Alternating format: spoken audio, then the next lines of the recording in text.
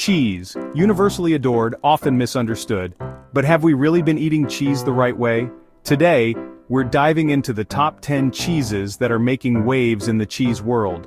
But some of them, well, they might just be a little overrated. Let's separate the curds from the, well, not-so-curds.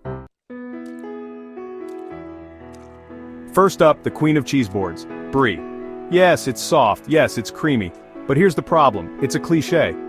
It's the mainstream cheese, the one people throw on every cheese platter because, well, it's safe. It's got that buttery texture, sure, but does it pack the flavor punch we expect from a top-tier cheese? Not really. Brie is like the vanilla ice cream of the cheese world, universally liked, but easily forgettable. Is it really the best? Next, American cheese. Now I know what you're thinking, but it's delicious in my grilled cheese, and I get it, comfort food. But let's get real here. Is it even cheese? Technically, it's a processed cheese product, which means it's not really cheese at all. It's more of a cheese-flavored substance. Sure, it melts like a dream, but is that really enough to justify its top-tier status? Hardly.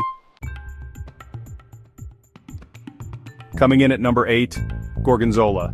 We all know blue cheese is divisive, but Gorgonzola is on a whole other level. Some people love the tangy, almost pungent flavor, but for many it's just a fancy way of saying moldy. The question is, does its sharp, stinky personality deserve its place in the top 10? Or is this just another cultured choice for people who want to seem sophisticated?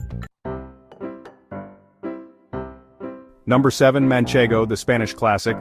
If you're looking for something a little firmer and nutty, Manchego is your go-to. But let's be honest, it's kind of overrated. Sure, it's great on a tapas platter, but can we stop pretending it's the pinnacle of flavor? It's just not as bold as it's made out to be. Manchego fine, but nothing revolutionary. At number 6, we have cheddar. Yes, it's beloved by many from the UK to America, and you'll find it on sandwiches, burgers, and even in mac and cheese. But does it really deserve the hype? Some cheddars are sharp and punchy, but the majority are bland and safe. In fact, most of mild cheddar is just a cheese that's trying to be cheese-light. Come on, folks, let's aim higher. Gruyere, smooth, nutty, melty, a favorite for fondues and French onion soup. But let's talk about the taste. Gruyere is a little like a fancy middle manager. You know it's competent, but do you actually love it?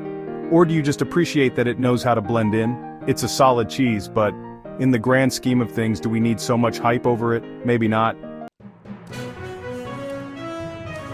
Parmesan, every Italian grandmother's best friend. But here's the thing, this cheese gets way more attention than it deserves. The real Parmesan, or Parmigiano Reggiano, is great. But the stuff you buy in those green cans at the supermarket, it's a disgrace. It's almost like people have forgotten there are better cheeses out there. Parmesan's a classic, but not a game changer. Ah, Camembert, soft, creamy, and completely forgettable. It's Brie's cousin, and let's be real, it doesn't bring anything new to the table. People rave about its smooth texture, but is it worth the hype?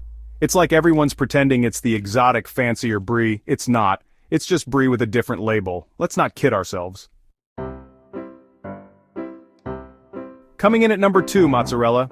Now before you start throwing your pizza crusts at me, hear me out. Mozzarella is undeniably a crowd pleaser, but let's face it, this cheese is way overhyped. It's mostly water with a hint of flavor, and the texture? Slippery. Sure, it's essential on pizza, but outside of that, it's barely holding its ground. Are we really ready to call it a top-tier cheese?